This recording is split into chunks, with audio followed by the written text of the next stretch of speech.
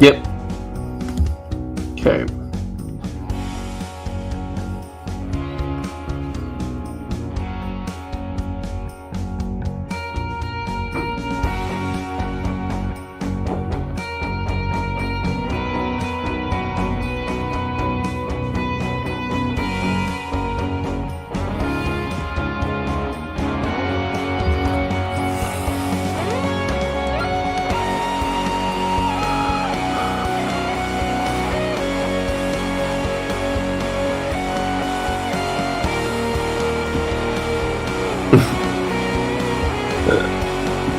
Nice.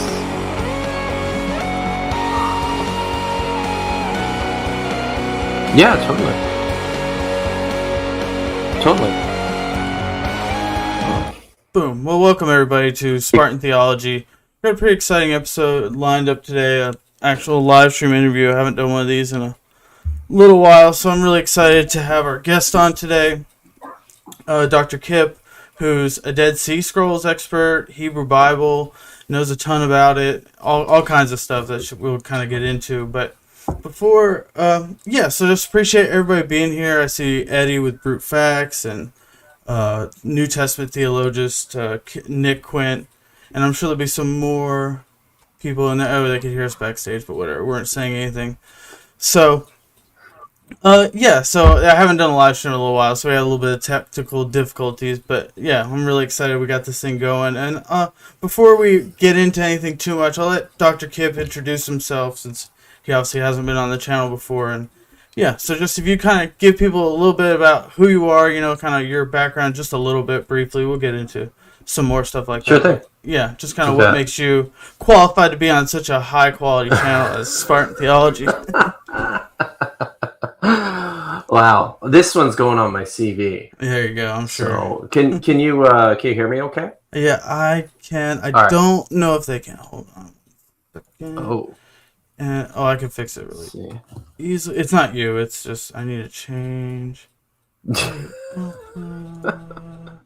Oh my gosh! Everything like. There you go. No. Come on. Say something. No.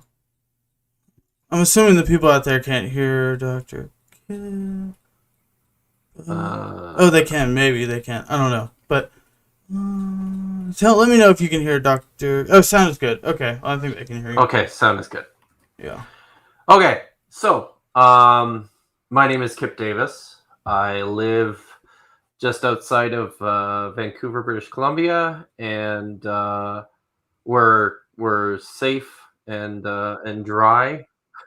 Fortunately, I live on a mountain or a hill, so we're out of the floodplain. If you hadn't heard, yeah, I just barely saw this. So yeah, we had a catastrophic flood here this past weekend. So, but I and my family are good. We're good. So I where to begin? I grew up in evangelical Christian. I started college with the intention of going into professional pastoral ministries. Over the course of my studies, I transferred into university because I found that I had an affinity for the biblical languages, on just being in the right place at the right time. I happened to be at Trinity Western University at the launch of their Dead Sea Scrolls Institute under Craig A. Evans, Peter W. Flint, and Martin G. Abegg. So I did a graduate degree there, working on the Dead Sea Scrolls, and actually wrote my MA thesis, 4Q382, Elijah and the Dead Sea Scrolls, at Trinity Western. It's actually been recently cited in an edition about the text, so I'm pretty proud of that. I went out to do PhD work at the University of Manchester, working under George J. Brooke, and working on traditions of Jeremiah in the Second Temple period. So these are traditions about who Jeremiah was and what he did that were written during the Second Temple period, during what others will call the intertestamental period. I've had several postdoc appointments here in Canada and in Norway. My research on the Dead Sea Scrolls forgeries at the Museum of the Bible has been featured in The Guardian, on CNN. I was on Good Morning America, and in a PBS Nova documentary as well. So my specialization is Dead Sea Scrolls, Second Temple Jewish literature, in particular scribal practices, manuscript construction and scribal features, and paleography. So I run a YouTube channel under my own name. I've got some teaching videos over there. I do some reviews. I've got some review videos there, and another one that should be coming maybe in the next week with my co-conspirator, Dr. Joshua Bowen from I'm Digital actually pretty Handwrapping. excited about this one. I think it should be pretty cool. I'm about 2/3 done, so I think maybe next week we'll be good to go. Nice. So that's me. Awesome. Yeah, and thank you, Ethan, for having me on such an auspicious channel. For sure. Thanks for coming on. Yeah, and there'll be a link for your channel in the description, and I'll post it in the chat too for anybody that wants to check it out.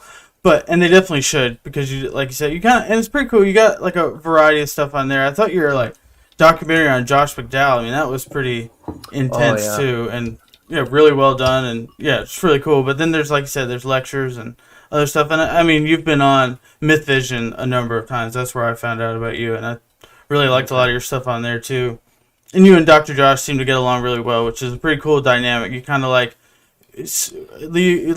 fit together well. You kind of have different specialties, but like similar. So I think that's really cool too. But I was just saying to him recently. I think the chemistry between us is pretty strong. So we're going to be doing a bunch of stuff together in the near future. We've got these new videos coming up. There's going to be 2 of them, but I'm also helping him out with a video that he's written that's going to go on Vice Rhino's channel here in the near future as well. So, and hopefully lots more in the future. Nice. So I guess to kind of get into like the conversation I had planned, where I really like, the goal of my channel is like, obviously I'm a Christian, but I want to, like, there's a lot of things that I see. I'm not into apologetics at all. I'm sure if anybody's followed my channel for any amount of time, they realize like I don't like misrepresenting the text and things like that I think a lot of apologetics does, and just in general, like, I think the scholarship is where we need to be looking. Not to say, and I said this in a recent thing as I was thinking, it's like, not that we need to like take you can't hold any position that's not consensus scholarship or anything. It's not like that. But if you're not even familiar with the consensus scholarship, you really have no business having a fringe position. And you can hold it, sure. Like, I mean, you're allowed to have any position you want to have. But if you're going to defend it, I find that to be pretty dishonest if you don't really understand. Like, the documentary hypothesis is like a big popular one. And I'm like working on putting a video on my channel just kind of like briefly about the documentary hypothesis. And not to like bash on Inspiring Philosophy, because I think he does have some good videos. But like, I saw you actually critiqued one of his streams on like capturing Christianity. And like, when he brings up the documentary hypothesis, he's like, I don't know. Some scholars hold to it, some don't. I don't know. And it's like, are you serious? Like, if you go to real scholarship and you were to say it like that, like, yeah, I don't really hold to the documentary hypothesis. I don't know too much about it, but I didn't find it super important. They would basically laugh you out the door is kind of the vibe I get from talking. Like, when I first kind of brought this up to Dr. Josh, I had him on a few months ago, and like, I remember seeing a tweet from Joel Baden. Someone asked him like what percent of scholars do you think hold to the like some form of the documentary hypothesis? And he said 103%. Yeah. So it's Oof. like Yeah. you just can't get away from it. Not to say like it's exactly right, like this formulation that Joel Baden wrote in his book or whatever has Oh, no errors yeah. at all. But the Yeah. idea that like there's multiple sources in the Pentateuch, just it seems to just be true. And like And that's just it. Like with regards to the documentary hypothesis, the criticism that I see coming from apologists um, tends to focus on the disagreements that scholars have internally about the sources and about the theory. Right? It's those who hold to like a four source theory versus those who hold to like a two source theory, or those who hold to like a supplementary hypothesis versus those who hold to like a something like a fragmentary hypothesis. So like there's all these nuanced ways of thinking about the construction of the Pentateuch. But like the important point is, and what Joel Baden is getting at, is that within critical biblical scholarship, everybody holds to some variation of this idea, right? And yeah, like you, I get really irritated about how, because honestly, the only way that you can deal with things like the documentary hypothesis from an apologetic, I mean, I guess a classically apologetic, or even an apologetic standpoint that comes from a lot of the YouTube apologists, is to misrepresent what's actually going on in the scholarship. exactly, exactly. It's like yeah, and that it's really frustrating. So I like that's the whole point of like building relationships with people like yourself and other scholars who get this information out there in front of people. What they want to do with it, to each his own, right? But at Yeah, least if you understand it, at least you're not strawmanning it, which is really, really frustrating. And I think like the Dead right. Sea Scrolls are another huge, huge one. Like I know you did a long stream with Derek on Myth Vision all about like things apologists kind of misrepresent about the Dead Sea Scrolls, and it kind of blew my mind. And even like I know you saw too the video I put up where I asked you that question in Discord about authorship of Isaiah, and just like there's so many things within critical scholarship that you just don't hear in like YouTube Mhm.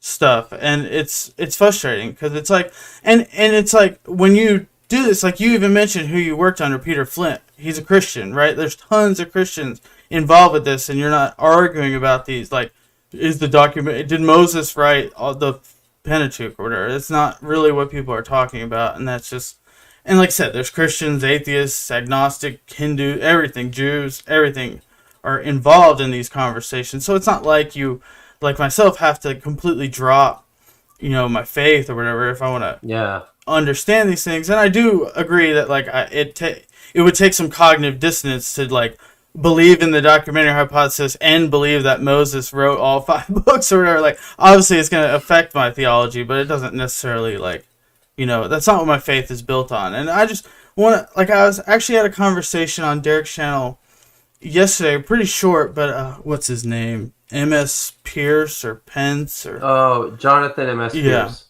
Yeah. And he brought up like we were talking a little bit about like historicity of the Old Testament and like can you be a Christian and not hold to historicity of the Old Testament? And like I think these things are interesting.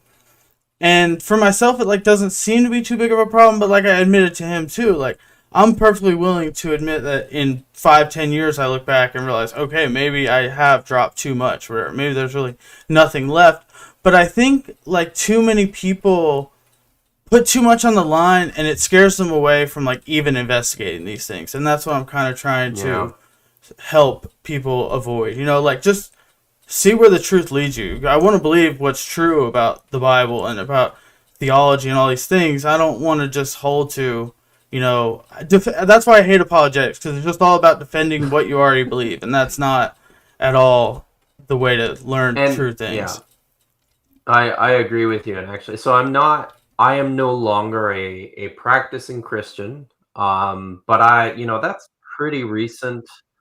And even up until very recently, I had my second last appointment was actually at a Christian university, and my office was actually right next to to a professor there, um, in a philosophy professor who runs a program at a department in apologetics.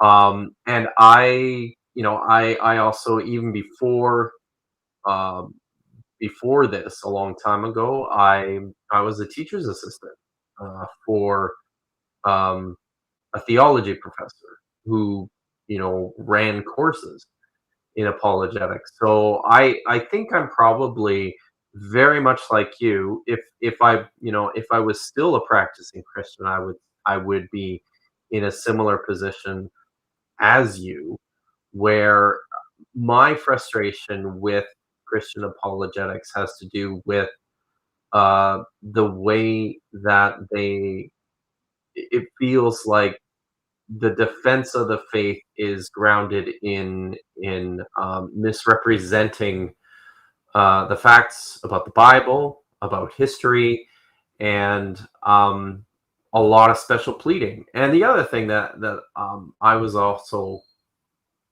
frequently frustrated by, still frustrated by, is the fact that I don't think the goals of most apologists and the agendas are altogether that honest.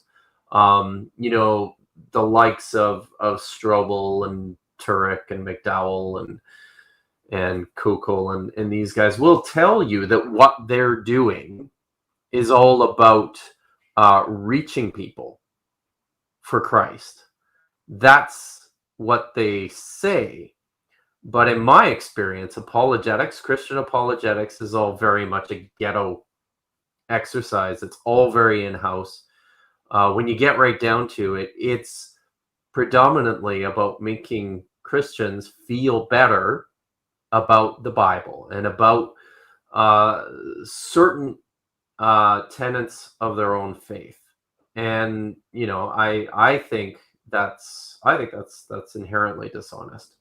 Yeah, as you're So, like, but yeah, as you're talking, it's kind of like, hey, I haven't said this, like, fully formed this, like, I don't know, I just kind of thought this as you were talking, but, jeez, I'm like, the reason I stumbled is because I, like, brain farted as I was about to say, I'm like, please don't forget, and it left I do it all the time. yeah, it left my brain. I'm like, let me stumble for a second, it won't go away, but it completely, geez, just about how, like, oh, okay, yeah, I see a lot of this, like, Old Testament stuff and Dead Sea Scrolls and things like that and documentary hypothesis as very similar to, like, the discussion around evolution in Christianity. You know, it's like, Mm-hmm. just the same old, like, it's just the same old. It's like, you gotta misrepresent it, and like, but as, like, most of us, most of, like, modern Christian, like, most Christians have no problem accepting evolution at this point, right? And it's just, I see a lot of these things like documentary hypothesis as very similar. Like, I guarantee you soon enough it's just going to be, and we have so much access, this is what I was going to say, we have so much access to information, like with scholars like yourself. It really hasn't been all that long in the grand scheme of things that someone could get online and have a conversation with an actual expert, like we're doing right here, Yeah. so easily, and like put it online for everybody to see. It's there, easily accessed for free. I mean, I guarantee you, there's people that'll watch this video just on their phone while they're driving or something. You know what I mean? And that's really, like, Yeah. pretty new in the grand scheme of things. Yeah. That's So true. as this information gets out there, it's just gonna get harder and harder to deny. Basically, just like Yeah. evolution. That was just like a big one, It's I true. think. I think too, and it really is, in many respects, it's unnecessary too. Like, for those of in your audience who are Christians, um, I would say this, and this is something that I would teach, in my Bible classes at the Christian university, where I most recently taught, is that when you take these hardline stances about how you must read certain texts or things that you must believe about the history of Israel or about creation or about the Exodus, when you take a hard line like this, it actually, I think, can threaten some really crucial aspects of theology, and it tends to flatten a lot about what makes the Bible so great in the first place. So, for example, one of the ways that I used to teach the creation stories in Genesis was to lay out the mythology behind them and talk about them within their ancient Near Eastern context, and the really spectacular imagery and artistry embedded within these stories themselves. But then also would talk about how we can acknowledge our own evolutionary history and yet also see these stories as counter narratives to that, counter narratives to the point that not denying the truth of evolution, but I guess denying our distinction as human beings and how we might be beholden to the two ideas like survival of the fittest. In some respects, I think you can read within a creation story, certainly the Genesis 1 creation story, a counter evolutionary narrative, but in the sense that we don't have to be governed by our own genetic code or our own natural history. We have the capacity within ourselves to break some of the nasty aspects of our evolutionary past. So it's a rich, wonderful, varied text, the biblical text, and I think Christians often can be poorer for not recognizing just how deeply varied and mysterious the text can be. So I encourage you, and I encourage those in your audience as well, to just keep exploring and pushing those boundaries too, like within your own theological models about what the historical critical method of the text can reveal about your own faith. Exactly, because like, especially speaking of like the documentary hypothesis, like I said, I've been doing some research and like looking at like the flood narrative, right? Like thinking, sure, like people want to say, one story or two stories, but once you accept, like, okay, there's two stories, but like, why did whoever put them together, whatever, put them together in the way that they did, right? Like, and as a Christian or someone of faith or whatever, like I can look at this and find some like real theological, like it's so interesting to me because it seems so strange. I mean, it blows my mind, to be honest. Like, if since when you really see that as two stories, like, who would mesh two stories? Why wouldn't you take some parts out and make it make sense? Like, when you really look at it, like, it doesn't even make sense. There's so much repeated, and, like, they must have had, like, to me, like, the one that, like, the theory that kind of says there's pretty full, I feel like there's pretty full documents that they're working with or whatnot, but it's just interesting to see, like, the way they mashed them together in, like, this, just, they clearly didn't want to leave parts out and, like, change anything to make it make more sense, where it's like, he let out a raven, he let out a dove, right? Like, okay, which one is it, right? And when you harmonize it, where I really started with this was with the Gospels. And I realized, like, when you start harmonizing things, all you're doing is throwing things out and coming up with a story in your head that the text does not say. Like with the Gospels, when you harmonize them, you have this thing in your head, and none of the Gospels even say what you think this story said. Like, the harmonization isn't anywhere to be found in the Bible. You're missing what it's trying to say, right? And, like, exactly. I had a guy, Dr. Chris Keith, on when we talked about the Gospels, and he really opened my mind to this. Like, he talked about, like, the Jesus carrying the cross, and, like, how John doesn't mention anyone helping him.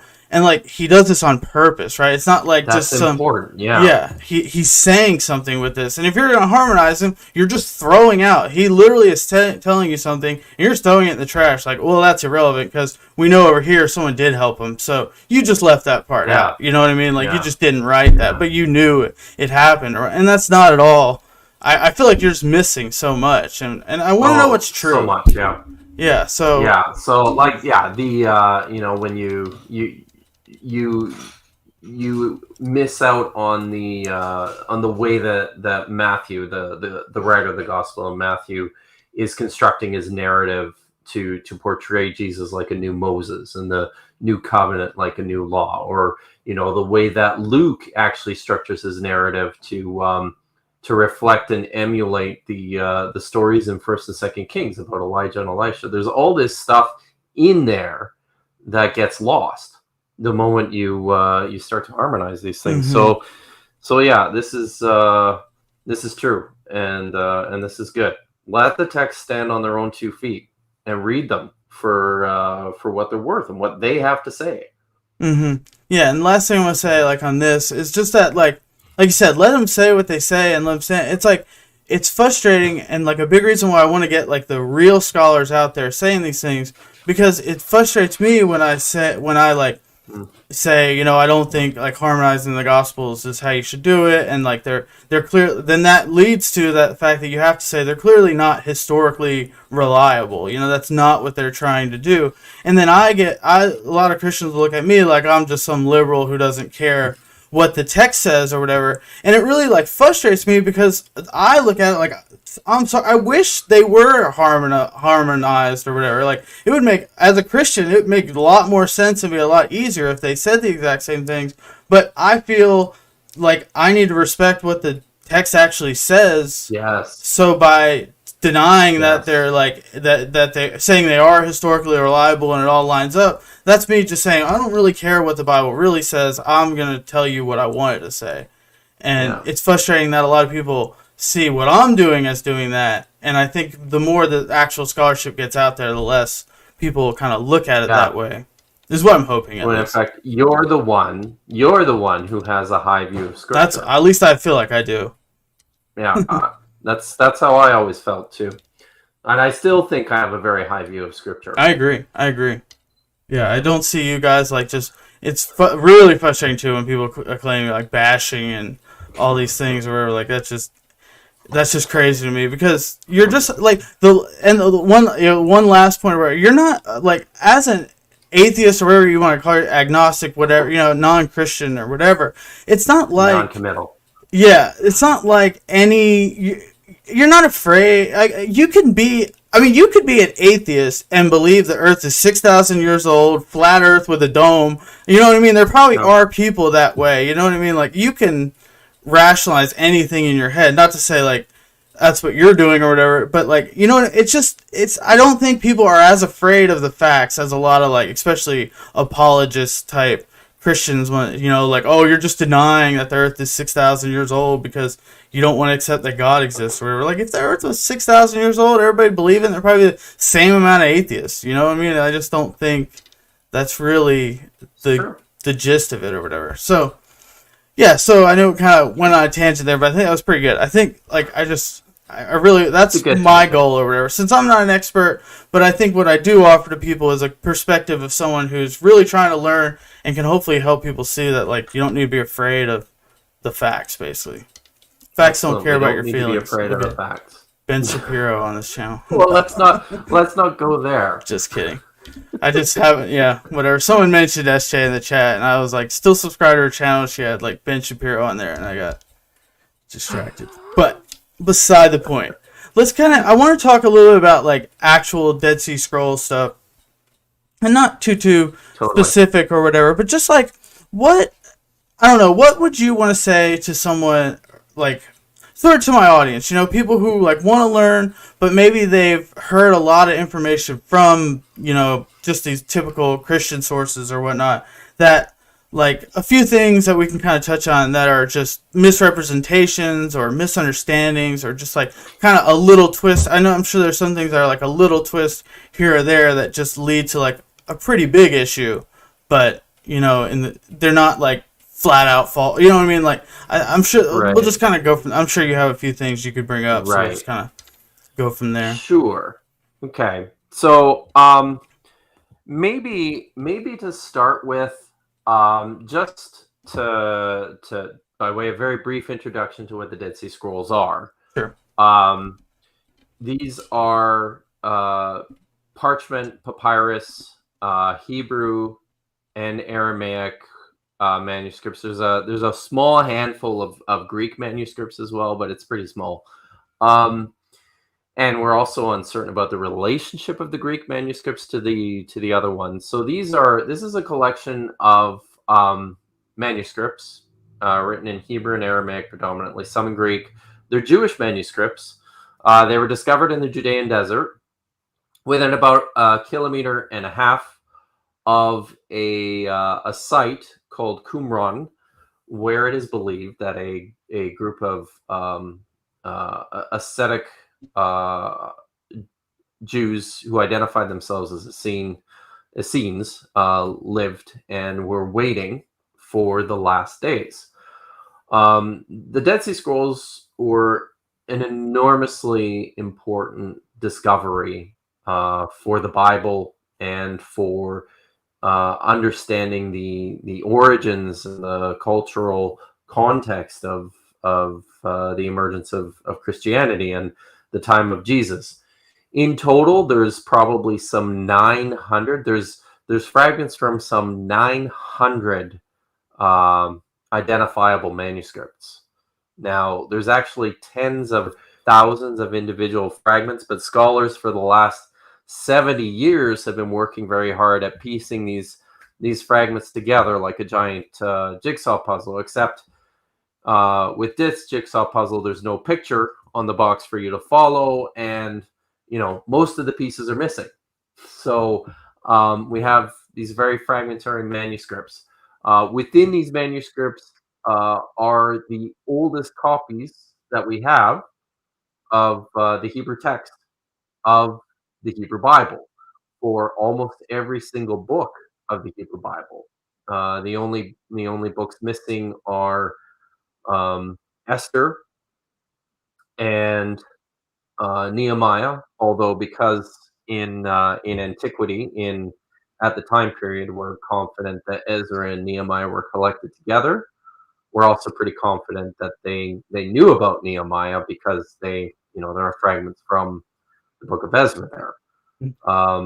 So we have it's a ton of material, and this stuff predates any other Hebrew manuscripts of the Bible by more than 700 years. Well, like for the lone exception of the Nash papyrus, which is a small papyrus fragment that contains the Decalogue from Exodus with some other texts from Deuteronomy. So really, really important texts, really important discovery. In addition to the text of the Bible, there's all sorts of other literature that was discovered in the caves from Qumran. There's copies of other popular Jewish works that we already knew of, things like the Book of Jubilees or the books of Enoch and the Book of Ben Sira, which there's actually a Hebrew copy of the Book of Ben Sira in the Dead Sea Scrolls. But then there's also a huge number of texts that we never knew even existed before. Things like Pseudo-Ezekiel or the Apocryphon of Jeremiah or the Testament of Kachat or the Songs of the Sabbath Sacrifice or the Chodayot, or there's all these other pieces of literature, Jewish literature written in Hebrew, some in Aramaic, that we never even knew existed prior to the discovery of the Dead Sea Scrolls. So now we have access to all this other material that really helps us to understand Judaism. It helps us to understand the history of the period. It also helps us to understand the shape of the biblical text, and maybe that's something that we can sort of focus in today, because this is probably where I think most of the misinformation tends to take place. One of the things that the Dead Sea Scrolls did for us was help to establish or help to confirm the existing text that we have of the Hebrew Bible. All of our English translations of the Old Testament are derived from what's called the Masoretic text. This is the text that was preserved by the rabbis through the Middle Ages. Well, we discovered copies and copies and copies of an early form of this Masoretic text in the Dead Sea Scrolls. But that's not the only thing we found there. We also found copies of copies written in Hebrew of a text that looks like alternative versions for the Masoretic text in the Septuagint. That's the Greek translation of the Hebrew Bible that was made sometime before 200 BCE, 150, 200 BCE. And for several texts from the Old Testament, books like Exodus and Jeremiah and Daniel, the differences in the Septuagint and the Masoretic text are pretty dramatic, like significantly different. And we found copies of many of these things in the Dead Sea Scrolls. We found copies of a text that looks like the Samaritan Pentateuch, which is another alternate version of the Bible. And then we found things that we don't even know how to classify.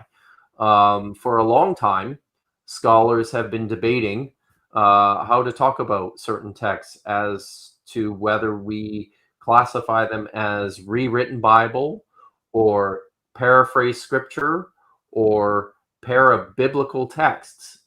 And the reason for this is because they're dramatically different from the Bible, but still close enough to the Bible that they're clearly dealing with stuff that's going on in the Bible. So that's what the Dead Sea Scrolls are, and that's how they fit into this picture of biblical studies. Yeah, I think something that just popped in my head as you were saying this, and maybe this is related and whatnot, but are there any like whole books of that we found in the Dead Sea Scrolls that you would think they considered Bible that maybe we don't today? Because I know you said there's all kinds of other stuff besides just like what we have in the Hebrew Bible, but like a lot of it for sure is like you said, like we know that it wasn't the same as Bible or whatever, right? Like, but are there any books like specifically that maybe if we say we only had the Dead Sea Scrolls, do you think there's any other books that we would think would be considered scripture, or it's like you said, like, or the Masoretic text sort of thing that like was preserved where it kind of makes it clear that we have the right or whatever, the same canon that they did? Well, I will say now another thing that that the Dead Sea Scrolls have helped us to understand is just how complicated this whole idea of Bible or scripture or authority even was as late as the time of Jesus. If all we had was the Dead Sea Scrolls, I think it would actually be very difficult to make determinations about what was authoritative or what was Bible and what was not.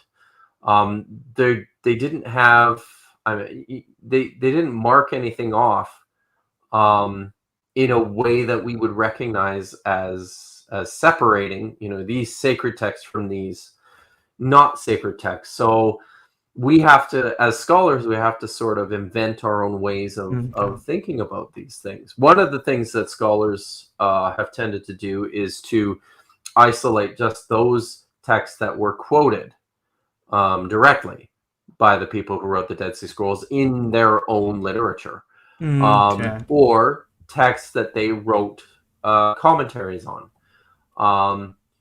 Seems like a reasonable way of thinking about it, but I also tend to think it's possibly artificial when coming from my perspective, which tends to be a more materialistic appraisal, where I'm looking at the individual manuscripts themselves and comparing the scrolls and saying, well, which one looks like it was more expensive, which one looks like it was was prepared more carefully, which one looks like it was more valuable to the community. And when you introduce different ways of looking at the manuscripts, then that becomes complicated. So, for example, perhaps the largest, the most exquisite, one of the most exquisite manuscripts in the Dead Sea Scrolls is something called the Temple Scroll. This was discovered in Cave 11. It was in a very large jar. It measures. I'm probably going to get this wrong, but I believe it measures well over 20 meters. It's over 60 feet long. It's not even complete.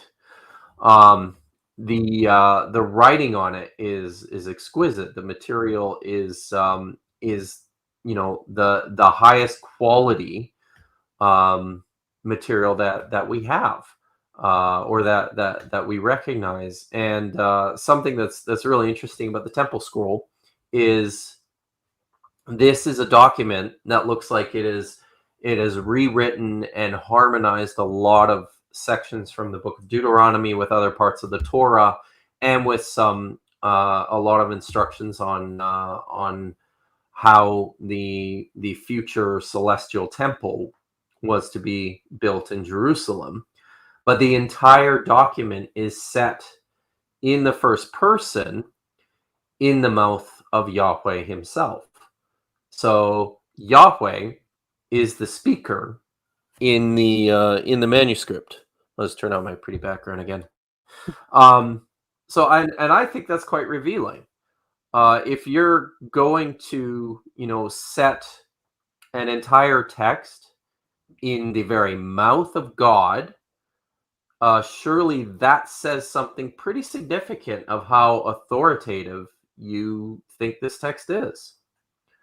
So, and there's a number of other examples, but I think that's possibly the most interesting and the most obvious one. No, that's super interesting. Yeah, like I can't imagine, as you're saying that, they're just gonna write some fiction book and say, oh well, God said this. He told us this random story that doesn't even matter, right? So that's really is super interesting, and then especially like I said, it's interesting to think about the quality of the actual papyrus or whatever, like how much care they put into these things, for sure.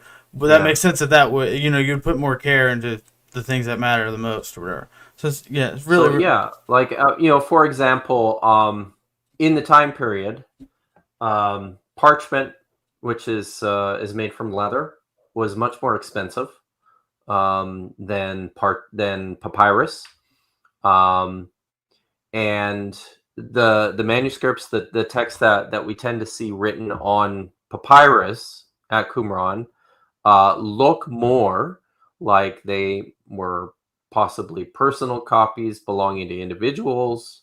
Texts that we see written on parchment, and there's probably most of them were written on parchment, tend to be larger. The actual individual manuscripts tend to be larger, and they look like they were used by the group, by the community, as opposed to just individuals for their own personal study or reading or whatever. So, yeah. Yeah, super interesting stuff. So, yeah, I don't know.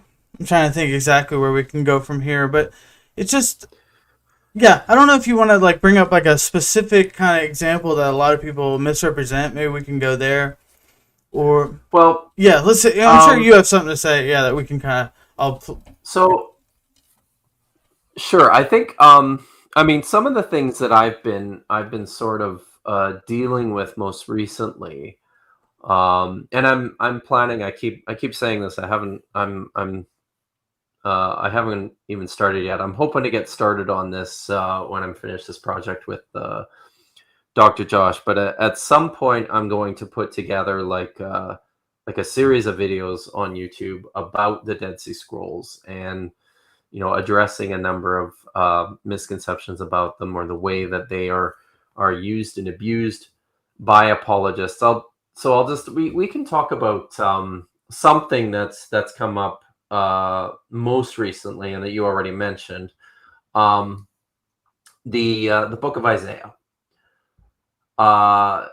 when the scrolls were discovered, one of the things that Christian apologists really latched onto right at the outset was how we can be certain that the prophecies and the allusions from the New Testament, drawn from the book of Isaiah, were all pretty legitimate, because now we have actual ancient copies of the book of Isaiah, actual manuscripts that predate the period.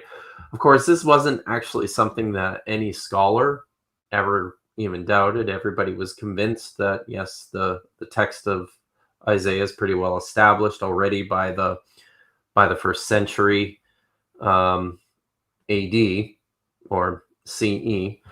But something that I've seen propagated quite a bit most recently, without mentioning any names, is this notion that the Dead Sea Scrolls somehow show that or speak positively to the authorship of the book of Isaiah. That is, that Isaiah ben Amoz, the prophet who lived in the 8th, 7th century BCE, wrote the entire book of Isaiah. So this is the traditional view. It's not a widely accepted view. The common view among scholars is that the book of Isaiah is a composite work, that consists of like 3 parts, chapters 1 through 39, thereabouts, maybe 1 through 36 or 1 through 39, were most likely written in the 7th or 8th century. Many by Isaiah ben Amoz himself or by a school of followers. But then the servant songs, beginning in Isaiah chapter 40 and going up to Isaiah 54, were written in the written during the Babylonian captivity in the 5th century, 5th century, and that they're anonymous and were, attached to the original prophecies of Isaiah at some point in time. And then even later, in the period after the return of the exiles to Jerusalem and the surrounding area, there was another set of poems that appear in Isaiah 56 through 66, I think, that were then also added to this scroll, and they're anonymous. But yes, it's the whole thing is a composite work. It was written by at least 3 people, maybe a great number of individual prophets and writers contributed to this large collection of sayings. Evangelical Christians, fundamentalists, Christian apologists are pretty determined about insisting that the entire book of Isaiah was written by Isaiah himself way back in the 7th, 8th century, and as a result, you also have a number of fulfilled prophecies about Cyrus, about the destruction and the return of the people to Jerusalem.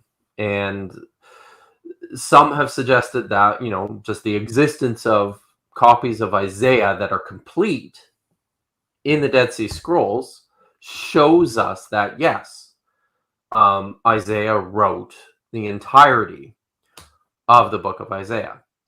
How you arrive at that conclusion based on the fact that we don't have any copies of Isaiah that are earlier than the 2nd century BCE, it's beyond me. But I think there's some interesting features within the manuscripts themselves that actually help to show that, yes, Isaiah was in fact a composite work. Hey, can I share a picture? Yeah. I'm going to show you something here, okay? So I'm just going to share my whole screen.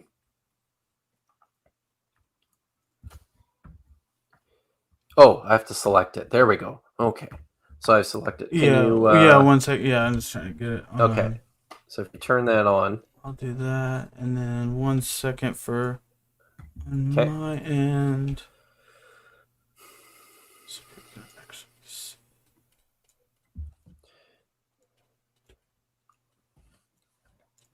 Boom. Okay, everybody can see that. All right. So do you see the scroll? Yes.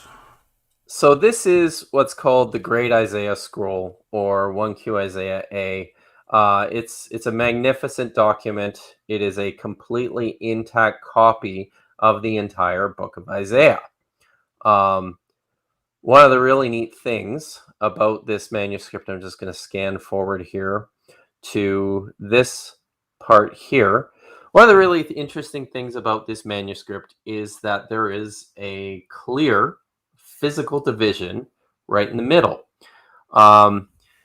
You can see the way that, first of all, the way that the scrolls in antiquity were constructed. Here's a good example: is that individual sheets of leather were stretched out and then cut, and then a scribe would write on them, and then they were stitched together. Here you have an example of a single sheet that has 3 columns of text written on it, and you can see where it has separated on the right side. You can still see the stitching holes there. You can see where it's still stitched onto the sheet to the left of it. Now, what's interesting here is that you've got this very, very, very small sheet. Comprises only 2 columns. Do you see that? Mm-hmm. Yeah. So, and you can see the stitching on either side.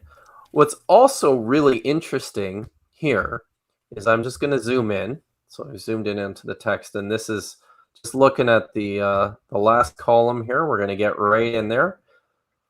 When you go to the bottom of this column, you will notice that there is a large blank space. Do you see that? Yeah. Yeah. Actually, yeah. Describe his.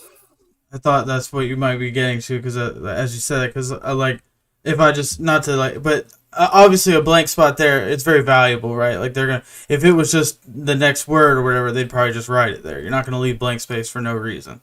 Exactly. Okay. Exactly. Yeah. So this is the end of Isaiah chapter 34, or sorry, Isaiah chapter 33. I better get that right, eh? Let me just make sure. Yeah, they'll be like, this guy doesn't know what he's talking about at all. Yeah. So so that's the end of Isaiah chapter 33. It's got a blank space, and it looks like quite possibly this manuscript might even have been separated into 2 separate scrolls at one point, because this is the end of a sheet, and the text beginning in chapter 34 begins at the top of the next column. But one of the reasons we think maybe these were 2 separate scrolls is precisely because this is such a small sheet to end the manuscript. Mm-hmm. This is the way that you would tend to treat a manuscript. And then at some point, somebody then stitched this other half of the book to it. So right away, you have a physical example of a clear separation between these 2 halves of the book of Isaiah. Now, this is where scholars tend to divide the book, but or at least not all scholars tend to divide the book, but some do. Some actually say that 2nd Isaiah begins in chapter 34 or 35 as opposed to chapter 39. So I'm going to point out something else that's really interesting here in this manuscript. I'm just going to zoom in here. So do you see, Ethan, on the right-hand side, 3 lines from the bottom, there's this interesting marker here on the margin. So this marker marks off the beginning of chapter 35. And then I'm just going to scroll back out. If you go all the way here to, it begins chapter 36. If you go all the way here to the end of chapter 39, let's see if I can find it. There we go. Go all the way to the end of chapter 39. You have another marker here that looks very much like the marker at the beginning of chapter 36. Now, what's significant about Isaiah 36 through 39? Do you know? No, not offhand. You probably not offhand, and Yeah. and that's fine. Most people won't. What's significant is that this is the narrative section of the book of Isaiah that scholars tend to think concluded first Isaiah. So what we have here is a manuscript that has marked off this section from the rest of the text in a way that suggests they recognized there's something significant about this narrative portion of the text here, enough so that we're going to distinguish it from what precedes it. So here's an example of a text from the Dead Sea Scrolls, which actually provides for us some physical evidence of the way that the people who wrote and collected these texts tended to think about them. And it seems fairly likely that the writer of this manuscript might even have understood that the book of Isaiah, my apologies for the barking dogs in the background, it seems likely that the scribe of this manuscript understood possibly that Isaiah was a composite work.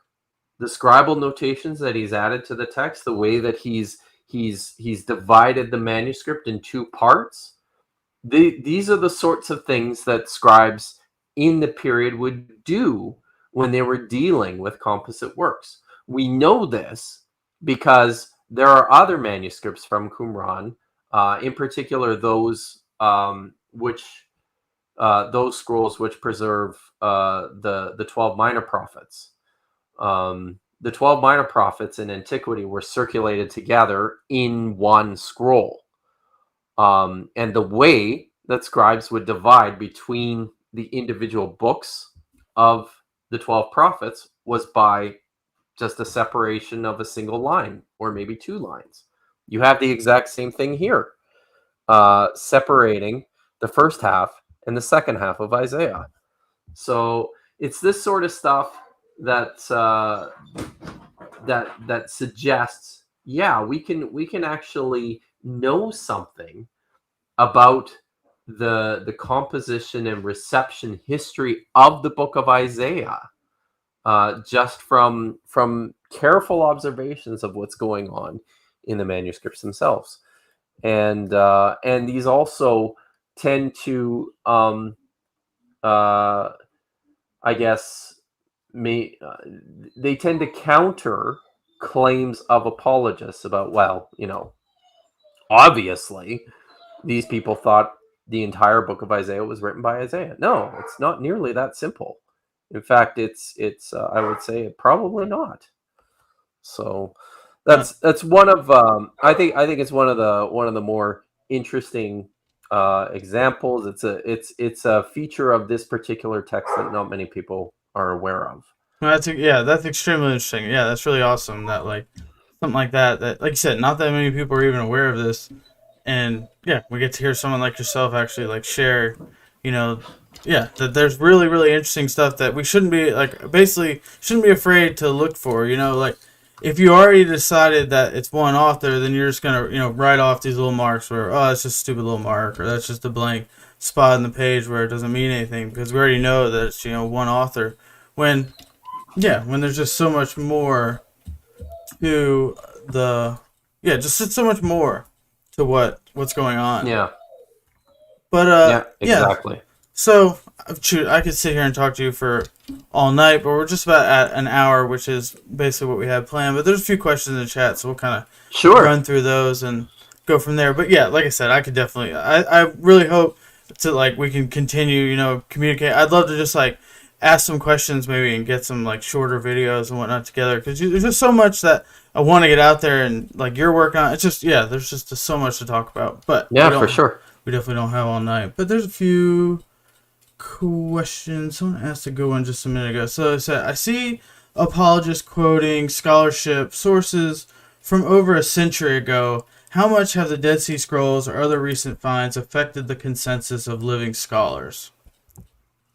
Can you repeat the question? Yeah, so basically they're asking, like, when people quote or sources from like before the find of the Dead Sea Scrolls, century old sources, are we getting anything from it? So they say from how much have the Dead Sea Scrolls or other recent finds affected the consensus of living scholars?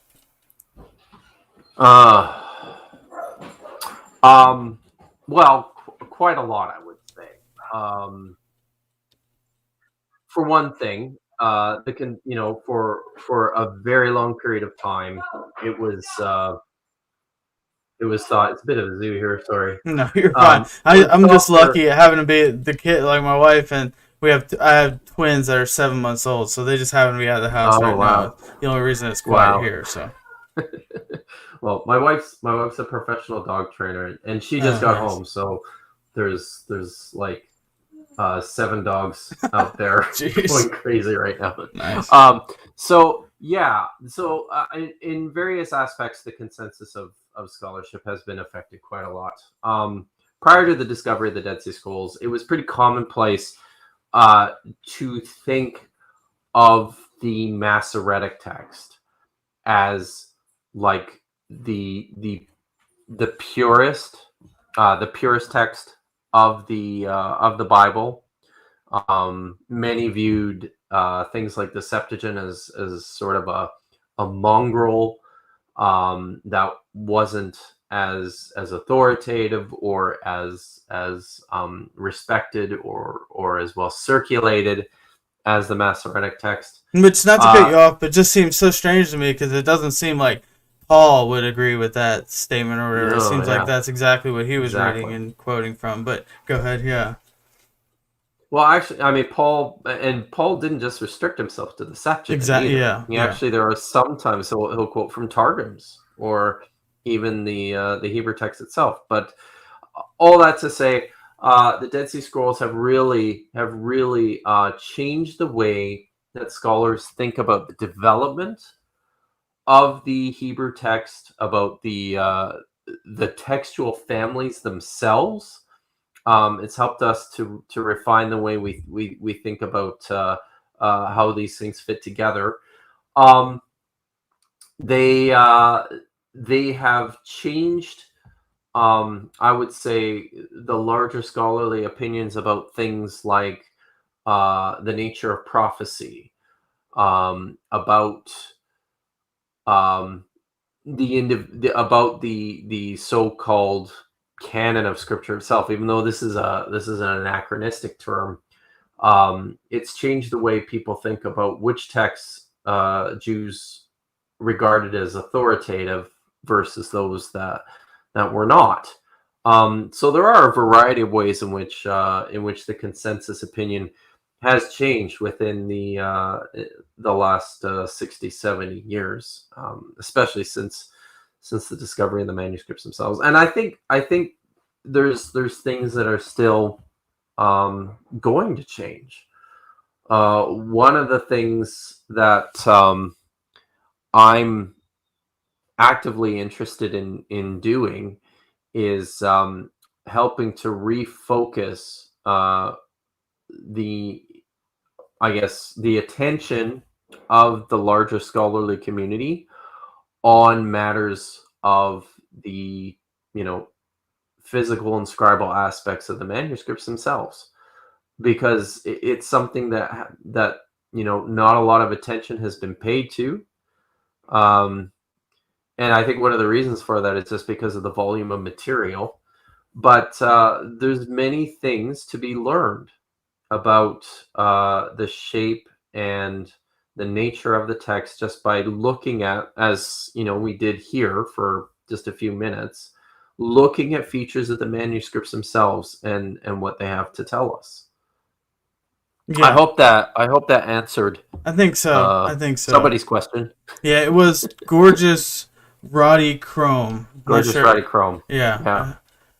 And I think I only really saw one other question, and it said, "Do you have comments on the work being done by Bible Project?" And I think I'd like maybe I'll share my opinion, kind of the way I think Yeah, about sure. these things, and then see how you.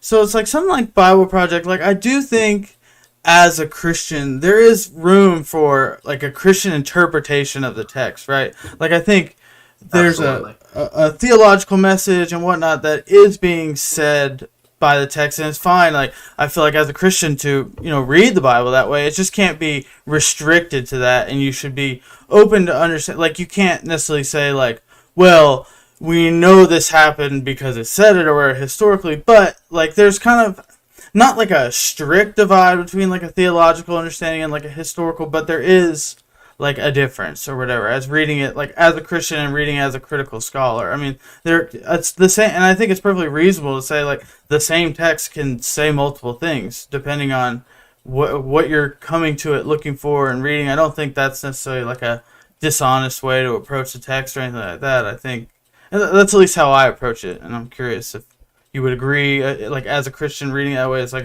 Oh a yeah. reasonable way, or yeah. Yeah, I would totally agree. With regards to Bible Project themselves, like I think I've seen not a ton, but I've seen some of the things that they've done.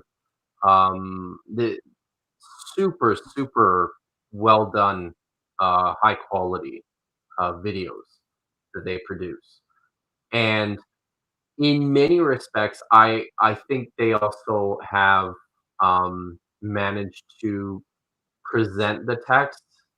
Not always, but frequently. I like the way that they seem to be aware of historical critical issues with regards to the text, and they're sometimes or some and again not always, but they're honest and and there's they're upfront about those. That's my impression, I guess, at the outset. I haven't paid a ton of attention, especially not recently, Yeah, unfortunately. But yeah. So I mean, I like.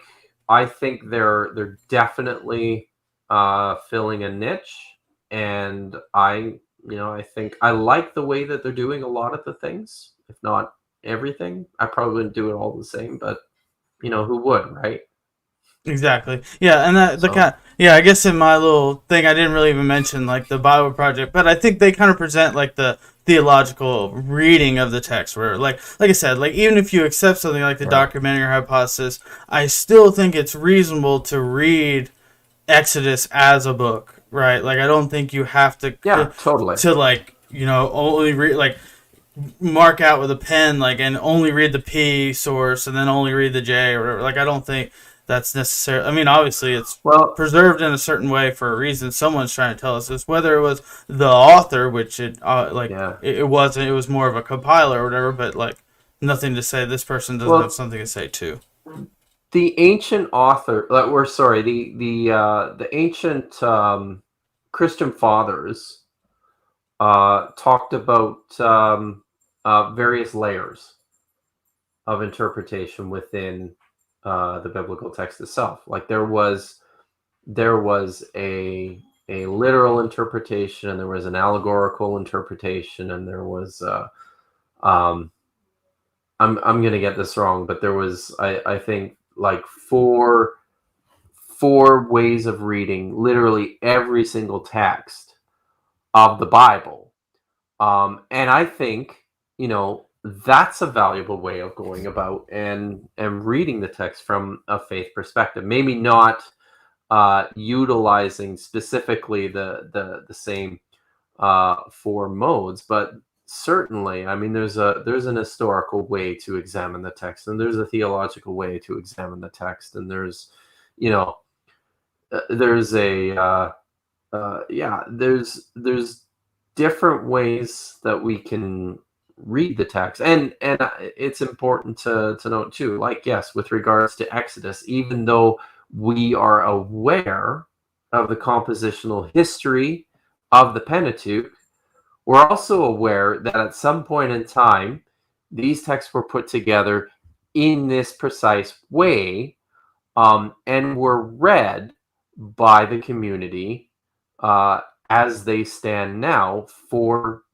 legitimate reasons. So yes, it is important to investigate the text on the face of it for what it is too. Yeah, exactly. And then Rob with Sentinel Apologetics snuck in a question right at the end. So, and it might be a little, it's pretty specific, I think. So, but we'll see. He says, "I'll be having a debate with a KJV onlyist. Is the missing 14th verse in Psalm 145 found in the Dead Sea Scrolls a legit original verse? If so, is it a good argument for a missing verse in the King James Version?" I'm just going to pull it up here and have a look. If you just give me a second, just to make sure I know what manuscript we're talking about here. Yeah, good job, Rob. You got it Psalm here 145. just in time. Oh, it's very exciting. This is yeah. This is the oh yeah. So this is the 11Q Psalm scroll where the Tetragrammaton, that's the name of Yahweh, is written in the old Paleo Hebrew script. So yeah. So I mean, yes, this is a legitimate reading. Let me just pull up my Hebrew Bible here along with it.